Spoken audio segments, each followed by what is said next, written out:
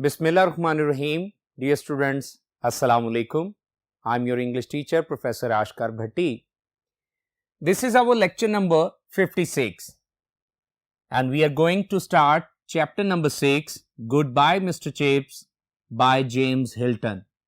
So, chapter number 6, Goodbye Mr. Chips by James Hilton में जो main points हैं उन्हें हम पहले डिस्कस करेंगे ताकि टेक्स्ट पढ़ते हुए हमें काफी ईज रहे.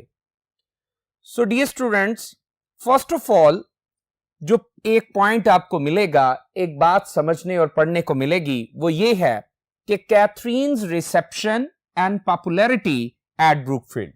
यू नो कि ब्रूकफील्ड ग्रामर स्कूल जो कि क्या है, एक ऐसा स्कूल है जहां पे मिस्टर चिप्स जो हैं वो तदरीस के पेशे से मंसूब हैं.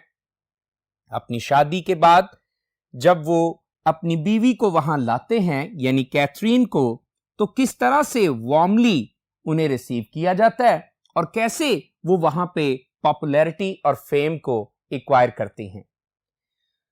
अगली बात कि आपको पढ़ने को मिलेगा कि what kind of fellow was mister chips before marriage.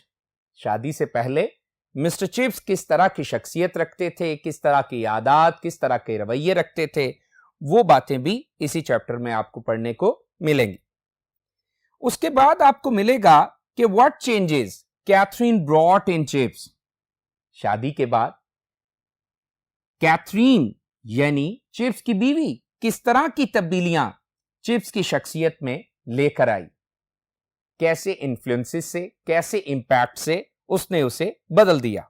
याद होगा आपको कि मिस्टर चिप्स जो थे वो एक ऑर्थोडॉक्स, कन्वेंशनल और ट्रेडिशनल पर्सन थे और कैथरीन एक रेडिकल और रेवोल्यूशनरी थॉट्स रखने वाली खातून थी. सो उम्र भी देखी जाए तो ये 48 इयर्स ओल्ड थे जब इनकी शादी कैथरीन ब्रिजेस से हुई और वो 25 इयर्स ओल्ड यंग गर्ल थी. तो डेफिनेटली चेंजेस तो मुमकिन है. फिर अगली बात हमें यहां मिलती है कि मिस्टर चिप्स जोक, एक मशहूर उनका जो जोक है लेक्स कैन्यूला, वो भी यहां पे डिस्कस होगा.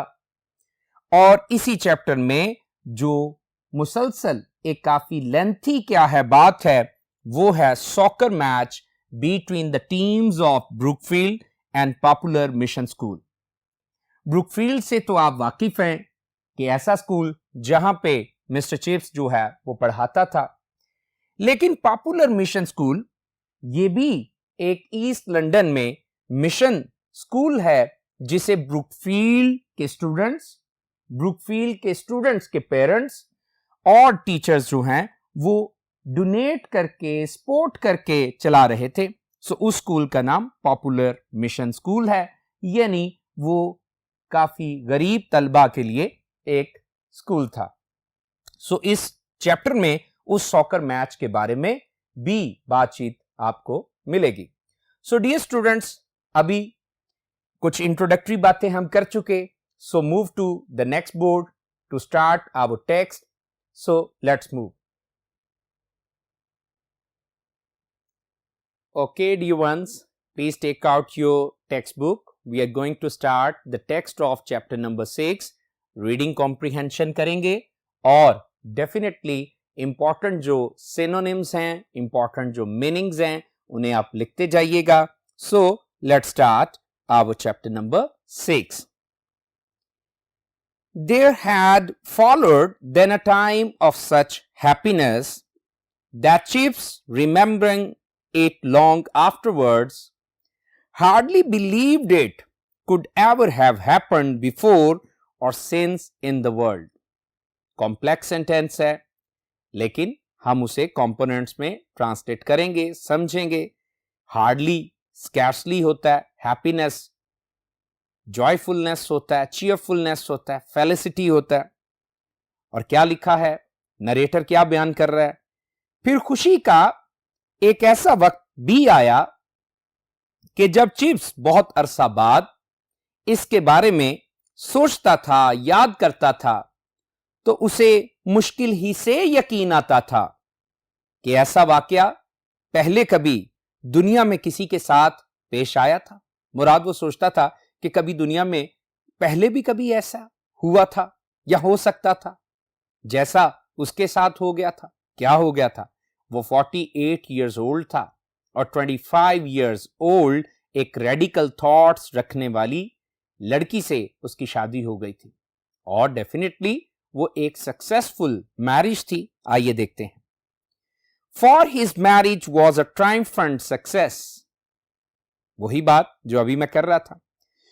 जुमले के शुरू में फॉर आए तो उसका मतलब बिकॉज की सेंस में, क्योंकि की सेंस में। क्योंकि उसकी शादी एक अजीम कामयाबी थी, ट्रायम्फेंट सक्सेस, बहुत बड़ी कामयाबी थी। Catherine conquered Brookfield. कैथरीन ने ब्रुकफील्ड को फतेह कर लिया था। कंकर्ड, वॉन, ठीक है, कंकर कर लिया, जीत लिया, फतेह कर लिया। As she had conquered Chips, जैसे कि उसने चिप्स को फतेह कर लिया था। She was immensely popular with boys.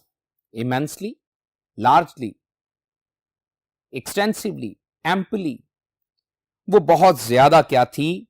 तलबा में मशहूर थी। एंड मास्टर्स और असातिज़ा में भी अलाइक, इसी तरह। अलाइक का मतलब similarly. Even the wives of the masters, हत्ता के असातिज़ा की जो बीवियां थीं, tempted at first to be jealous of someone so young and lovely. हत्ता के असातिज़ा की बीवियां जो पहले इतनी जवान और खूबसूरत औरत से हसद किए बगैर नहीं रह सकती थी, could not long resist her charms. वो ज्यादा देर तक उसकी खूबसूरती के सामने मज़ाहमत नहीं कर सकती थी।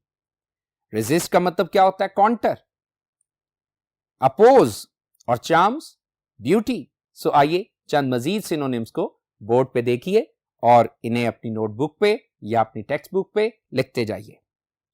Triumphant, overwhelming, overpowering, unbeaten, victorious, glorious.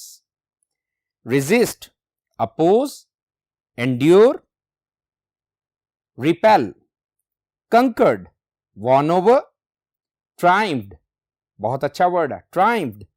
सो आइए अगली टेक्स्ट की तरफ तवज्जो देते हैं। But most remarkable of all was the chain she made in chips. मगर सबसे ज्यादा गैर मामूली, काबिल जिक्र तब्दीली उसने चिप्स में पैदा की थी। वो चिप्स में तब्दीली लाई थी। मैंने आपसे इंट्रोडक्टरी बातों में यह कहा है। टिल हिज मैरिज, अपनी शादी तक, he had been a dry and rather neutral sort of person. अपनी शादी तक वो एक खुश्क तबीयत और कदरे दरमियानी सी राय रखने वाला, दरमियाना सा मिजाज रखने वाला शख्स था। Liked and thought of well of by Brookfield in general. वो चीजों के बारे में, बातों के बारे में, हालात और वाकयात के बारे में पसंदीदगी रखता था और उनके बारे में सोचता था अमूमी तौर पे ब्रुकफील्ड ही के नुक्ता नजर से। But not of the stuff that makes for great popularity और दैट स्टर्स ग्रेट अफेक्शन। स्टर्स का मतलब स्टिमुलेट्स, बेदार करना, भड़काना। मगर वो इस तरह की शख्सियत नहीं था। स्टफ का मतलब बी, पर्सन। वो इस तरह की शख्सियत नहीं था कि वो बहुत ज्यादा शोहरत को, पॉपुलैरिटी, रेप्यूट, फेम, या बहुत ज्यादा मोहब्बत और प्यार को भड़का दे, बेदार कर दे। अफेक्शन, मोहब्बत। He had been at Brookfield for over a quarter of a century. उसे 25 साल से जायद हो गए थे ब्रुकफील्ड में काम करते हुए। Long enough, ये इतना लंबा दौर था, ये इतना लंबा वक्त था, to have established himself as a decent fellow and a hard worker, कि उसने अपने आप को कायम कर लिया था, मनवा लिया था कि वो एक नफीस शख्स है और एक मेहनती शख्स है। Hard worker, industrious. But just too long for anyone to believe him capable of ever being much more. ताहम ये इतना लंबा दौर था कि कोई भी शख्स यकीन कर सकता है कि वो इससे भी ज्यादा चीजों के काबिल था। he had in fact already begun to sink into that creeping dry rot of pedagogy. Pedagogy, teaching, mastership. और sink का मतलब drawn, और फिर creeping का मतलब जो है वो boring. So he had in fact already begun to sink into, दर हकीकत उसने पहले ही से डूबना, खोना, गर्क होना शुरू कर दिया था, that creeping dry rot of pedagogy, तदरीस के, पढ़ाने के, मौलमी के घसे फटे और गैर दिलचस्प तरीकों में. That is the worst and ultimate pitfall for the profession, जो कि एक बदतरीन, सुपरलेटिव डिग्री है, worst, जो कि एक बदतरीन एंड अल्टीमेट पिटफॉल और आखिरकार एक गड़ा था, जवाल था. Pitfall, downfall, decline, slump for the profession, इस पेशे के लिए. इसका मतलब है कि उसके तदरीसी तरीके जो थे वो ऐसे पुराने घसे फटे थे, ऐसे बोरिंग थे कि अब क्या है, अल्टीमेटली उसके लिए ये पिटफॉल साबित हो रहा था. Giving the same lesson year after year, वो एक ही जैसे असबाक को साल बसाल दे रहा था. और क्या है, had formed a groove into which the other affairs of his life adjusted themselves with insidious ease, जिसमें उसने एक ऐसा मामूल बना लिया था. ग्रूव का मतलब रूटीन, एटीट्यूड भी कह सकते हैं, रवैया, जिसमें उसने एक ऐसा मामूल बना लिया था, एक ऐसी आदत बना ली थी जिसमें उसकी जिंदगी के दूसरे मामलात, अफेयर्स का मतलब मैटर्स, अपने आप को यूं मुतय्यन कर चुके थे, अपने आप को यूं एडजस्ट कर चुके थे कि वो क्या है, पुरफरेब इत्मीनान के साथ रह रहा था. इंसिडियस, डिसाइटफुल, डिसेप्टिव, और फिर ease, comfort. He worked well, वो काम अच्छा करता था, हार्ड वर्कर था, काम अच्छा करता था. ही वॉज कंसेंशियस, और वो जिम्मेदार था, वो फर्जशनास था. कंसेंशियस का मतलब क्या होता है, dutiful. He was a fixture, fixture, device, gadget, machine, वो एक मशीन था. दैट गेव सर्विस, जो कि क्या करती थी, जो खिदमत को सरंजाम देती थी, सेटिस्फेक्शन, और इत्मीनान भी देती थी. सेटिस्फेक्शन, कंटेंटमेंट, कॉन्फिडेंस, और वो एतमाद भी देती थी. एवरीथिंग, ये मशीन सब कुछ करती थी एक्सेप्ट इंस्पिरेशन, सिवाय तहरीक के. Inspiration, motivation, stimulation. सो आइए इंपॉर्टेंट सिनोनिम्स को बोर्ड पे देखिए और अपनी नोटबुक पे लिखते जाइए. Creeping, dragging, crawling, growing. Dry rot, apathy, boredom, monotony, tedium. Pedagogy, teaching, instruction. Pitfall, danger, difficulty, hazard. Groove, routine, habit, grind. Insidious, damaging, deceitful, harmful. Conscientious, dutiful, diligent, honest, principled. Fixture, equipment, device, appliance. Inspiration, incentive, influence, stimulus, spur. So आइए अगली text की तरफ चलते हैं. And then came this astonishing girl wife whom nobody had expected. और फिर ऐसी हैरानकुन, ये हैरानकुन जो लड़की है, बीवी बनकर आ गई, जिसके बारे में किसी को भी तवक्को नहीं हो सकती थी. Least of all chips himself, अरे कम अज कम चिप्स को बजाते खुद तवक्को नहीं थी. She made him to all appearances, उसने तमाम तर लिहाज से उसे बना दिया. क्या बना दिया? अ न्यू मैन, उसे एक नया आदमी बना दिया. Thou most of the newness was really a warming to life of things that were old, imprisoned and unguessed. अगरचे ज्यादातर ये जो नयापन था हकीकतन गरमा रहा था जिंदगी की उन चीजों को जो कि पुरानी हो चुकी थी, बूढ़ी हो चुकी थी और मुकय्यद थी और गैर मतवक्को थी। अब चिप्स की जिंदगी से मुतल्लिका जो भी बातें हैं वो क्या थी? Old, imprisoned and unguessed. Old आप जानते हैं, कदीम, पुरानी, बूढ़ी। इम्प्रिजन्ड, मुकैयद, कन्फाइंड, और अनगेस्ड, अनएक्सपेक्टेड, गैर मतवक्को। तो कहता है अगरचे ज्यादातर ये जो नयापन था, न्यूनेस जो थी, नोवेलिटी जो थी, ये हकीकतन वार्मिंग, ये गर्मा रही थी टू लाइफ ऑफ थिंग्स, जिंदगी की उन चीजों को दैट वर ओल्ड, जो के पुरानी, इम्प्रिजन्ड, मुकैयद एंड अनगेस्ड, और गैर मतवक्को हो चुकी थी। हिज आईज गेन्ड स्पार्कल, उसकी आंखों ने चमक हासिल कर ली। 48 years old। लेकिन शादी के बाद जो चेंजेस आए अपीयरेंस में, उसकी आंखों ने चमक हासिल कर ली। His mind which was adequately, और उसका जहन, उसका दिमाग जो कि मुनासिब सा था, मुनासिब तौर पे था, इफ नॉट ब्रिलियंटली इक्विप्ड, अगरचे वो जहानत से लेस नहीं था, मुनासिब था लेकिन जहानत से लेस नहीं था। बिगेन टू मूव मोर एडवेंचरसली, लेकिन अब उसके जहन ने काम करना शुरू कर दिया ज्यादा मोहमाती अंदाज में। The one thing he had always had, एक चीज उसके पास हमेशा ही से थी, अ सेंस ऑफ ह्यूमर, उसके पास हिस्से मजा थी, मजा की हिस्स थी। Blossomed into a sudden richness, जो कि अचानक ही इस कदर खिलकर जरहेज हो गई, अचानक ही खिलकर इस कदर ज्यादा हो गई।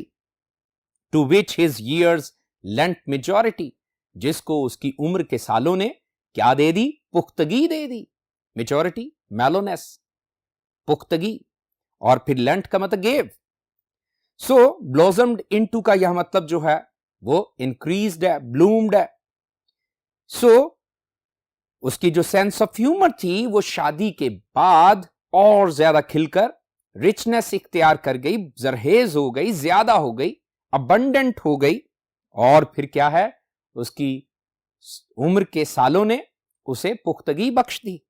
और आगे लिखा है he began to feel a greater strength, अब वो पहले से ज्यादा तवानाई महसूस करता था।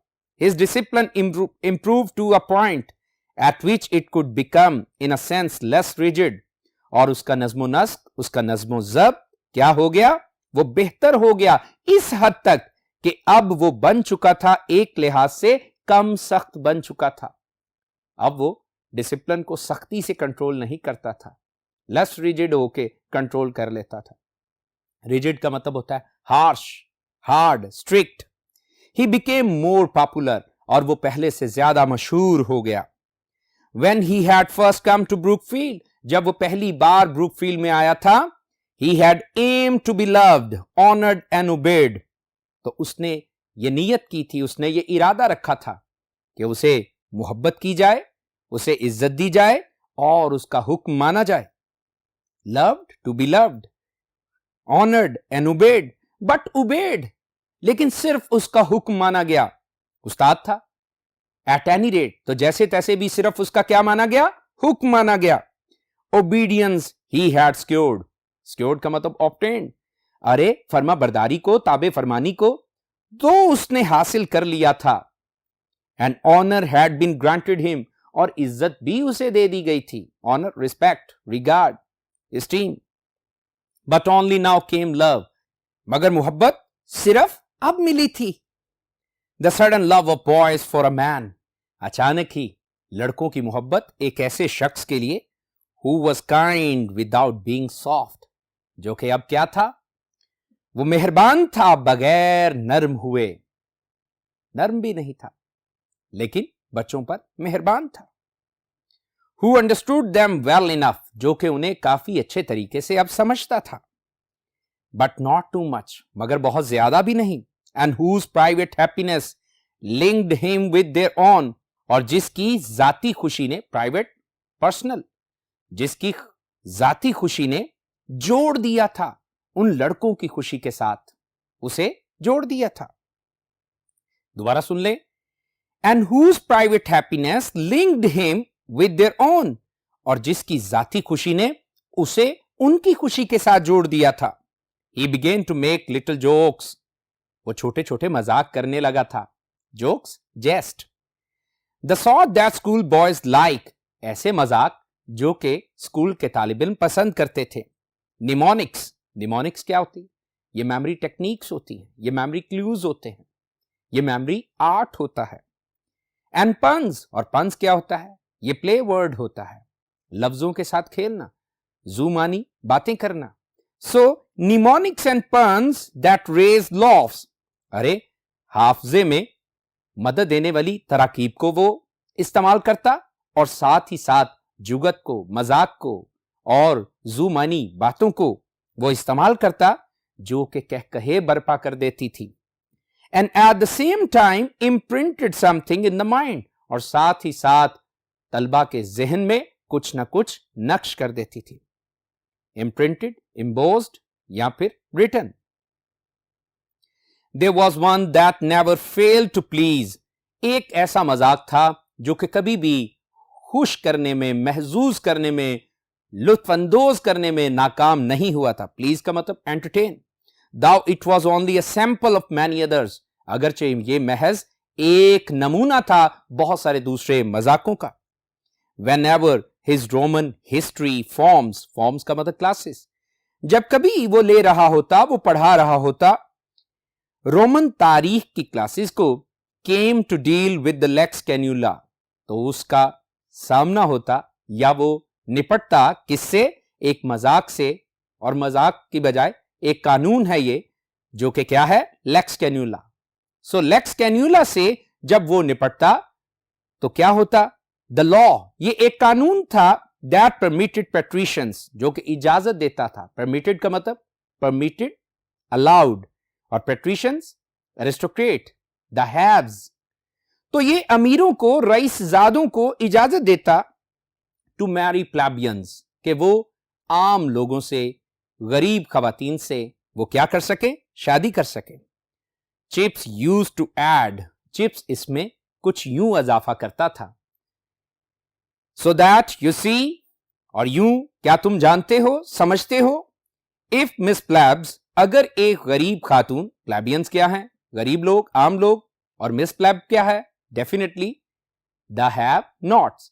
सो अगर एक गरीब खातून wanted mister patrician to marry her, एक गरीब खातून चाहती हो कि एक अमीर मर्द उससे शादी कर ले, and he said he couldn't, और वो कहे कि वो नहीं कर सकता था, शी प्रोबेबली रिप्लाइड, तो वो गालबन यूं जवाब देती है. क्या जवाब देती है? O yes you can, you liar. ओ हां, तुम कर सकते हो, तुम झूठे हो. Roars of laughter. अब आप सोच रहे होंगे कि इसमें निमोनिक्स क्या है. सो आइए जरा थोड़ी देर बोर्ड पे चलते हैं और इसको समझते हैं कि यहां पे निमोनिक्स क्या इस्तेमाल की गई है इस कानून लेक्स कैन्यूला को पढ़ाते हुए. स्पेल क्या थे? L E X, लैक्स, और C A N U L E I A. Spelling यही है. सो लेक्स कैन्यूला कैसे वो निमोनिक्स के साथ पढ़ाता था. अब देखो वो साउंड क्या था? O yes. तो फिर लेक्स को पैरेलली समझिए. O yes. और फिर क्या है? O yes. और इसको जरा समझिए. You can, you liar. So क्या बन गया? यू कैन, और फिर कॉमा है, यू लायर. सो इस तरह से वो क्या करता? वो उन्हें निमोनिक के साथ साउंड की निमोनिक्स देता और कुछ स्ट्रक्चर की निमोनिक्स देता, और ये रोमन लॉ जो है वो सिखा देता था. Lex, oh yes, you can, you liar. So dear students, getting it? So इस तरह से वो क्या करता? निमोनिक्स के साथ इसको सिखा देता था. So आइए जो टेक्स्ट पढ़ी है इसके इंपॉर्टेंट बोर्ड पे सिनोनिम्स देखते हैं. तवज्जो बोर्ड पे रखिए। यकीनन आप समझ गए होंगे कि रॉड्स ऑफ लॉफ्टर, गर्जदार कहकहे कैसे लग जाते थे। सो आइए सिनोनिम्स देखते हैं। Rigid, stiff, inflexible, firm, strict. Mnemonics, mnemonics मैंने बताया भी था, तो क्या है? Tricks of learning, memorising techniques. फिर क्या है? पन्स, ये भी मैंने बताया था। जोक, वर्ड प्ले और विटिसिज्म। विटिसिज्म ये जरीकी और जहानत से जो क्या है, जुगत की जाए या फिर जो मजाकिया बात की जाए उसे कहा जाता है।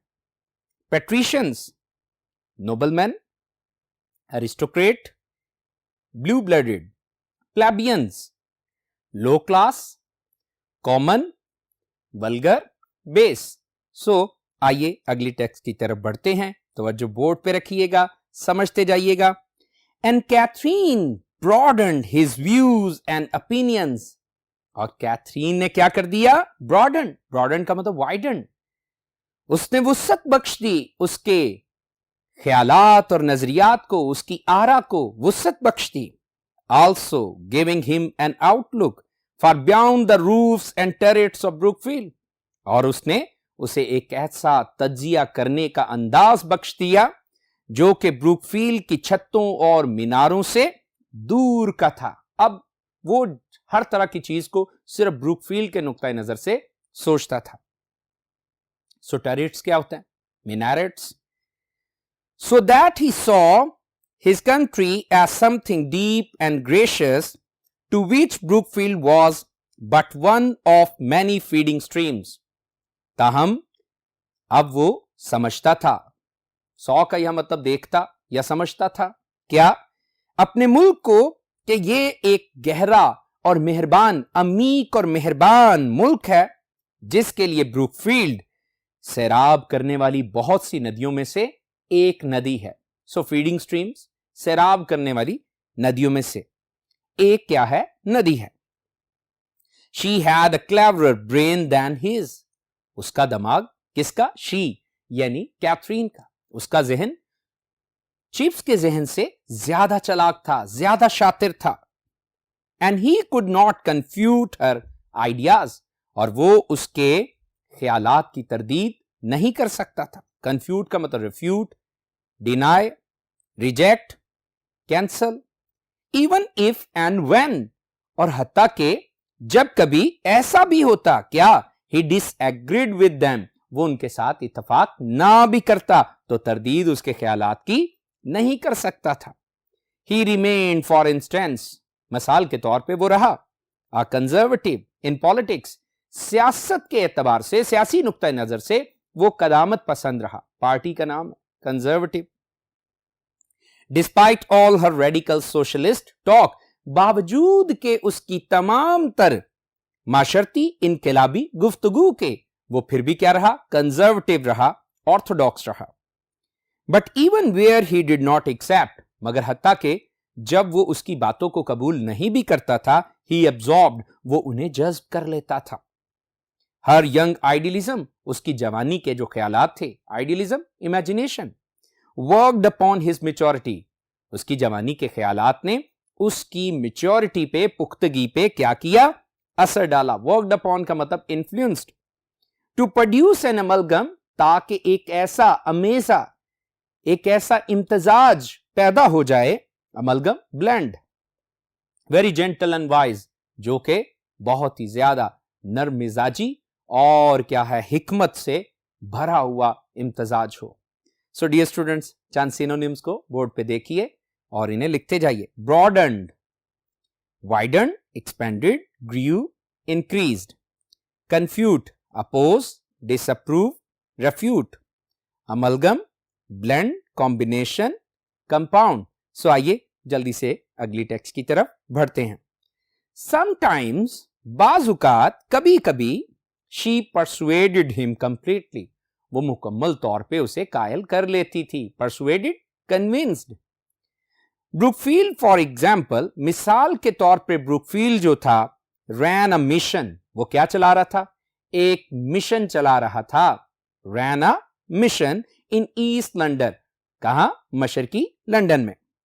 to which boys and parents contributed generously with money, जिसके लिए लड़के यानी तालिब इल्म और उनके वालिदैन दिल खोल कर सखावत के साथ चंदा दिया करते थे. कंट्रीब्यूटेड, डोनेटेड, पैसों का चंदा दिया करते थे.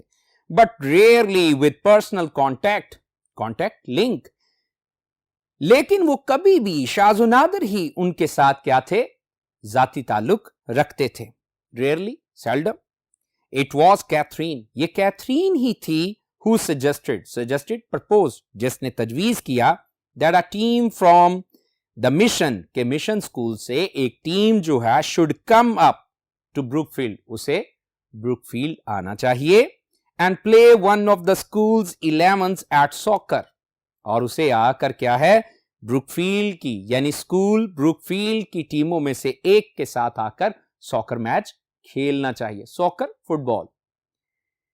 The idea was so revolutionary, ये ख्याल बड़ा ही इनकलाबी था, that from anyone, हर किसी के लिए, but Catherine, it could not have survived its first frosty reception. ये ख्याल सभी के लिए बड़ा इनकलाबी था, लेकिन कैथरीन जो है वो पहले पहल इसे सर्द मेहरी के इस्तकबालिया से बचा ना सकी. सर्वाइव का मतलब सेव्ड, और Frosty cold, cruel, unkind, or reception, greetings. To introduce a group of slum boys, समझ गए? अरे कच्ची आबादियों के, कच्ची बस्तियों के लड़कों को मुतारिफ करवाना to the serene environment of better class youngsters, बेहतर तबके के नौजवानों के पुरसकून माहौल में उन्हें मुतारिफ करवाना, seemed at first a wanton stirring of all kinds of things. ये लगता था कि भाई शरारत को तहरीक देने वाली तमाम तर बातों में से ये एक क्या है, पहली बात है. That had better be left untouched, और बेहतर था कि इसे हाथ लगाए बगैर, छुए बगैर ही छोड़ दिया जाए, तरक कर दिया जाए. wanton का मतलब वल्गर, बैड, विकेड, इमोरल, और स्टेरिंग का मतलब स्टिमुलेशन. सो आगे लिखा है, the whole staff was against it, सारा का सारा स्टाफ यानी फैकल्टी मेंबर्स क्या थे, इसके खिलाफ थे. एंड द स्कूल, और जो स्कूल है वो भी इसके खिलाफ था. कैसे? If its opinion could have been taken, अगर इस राय को कबूल कर लिया जाता तो स्कूल भी इसके खिलाफ था. Was probably against it too, वो भी गालबन इसके खिलाफ था. एवरीवन वॉज सर्टन, श्योर, हर किसी को यकीन था that the east and lads का मतलब बॉयज, के वो जो मशरकी सरहद के, मशरकी तरफ के जो लड़के हैं, would be hooligans, वो क्या होंगे, वो बदमाश होंगे, वो बड़े लफंगे साबित होंगे. और else that, और या ये के they would be made to feel uncomfortable, कि वो यहां बेचैनी को पैदा करेंगे, हर किसी के लिए बेचैनी का सबब बनेंगे. uncomfortable, inconvenience. Anyhow, there would be incidents, ताहम क्या होंगे, वाकयात और हादसात होंगे. And everyone would be confused and upset, और हर कोई यहां क्या होगा, परेशान और बेचैन होगा.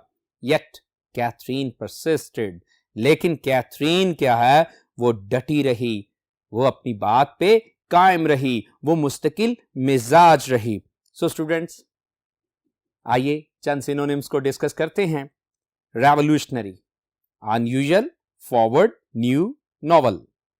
Frosty, cold, unfriendly, indifferent. Serene, calm, tranquil, peaceful. Wanton, reckless, spiteful, unruly. Hooligans, ruffian, rascal, rowdy. So, I do believe कि आपने अच्छी तरह से चैप्टर नंबर 6 की अब तक की पढ़ी ही गई और पढ़ाई गई टेक्स्ट को समझ लिया होगा. सो अपने कमिंग लेक्चर में हम इसकी बाकी मांदा टेक्स्ट को भी पढ़ेंगे और साथ ही साथ इसकी एक्सरसाइज को भी सॉल्व करेंगे. So thank you so much. Stay blessed. Allah Hafiz.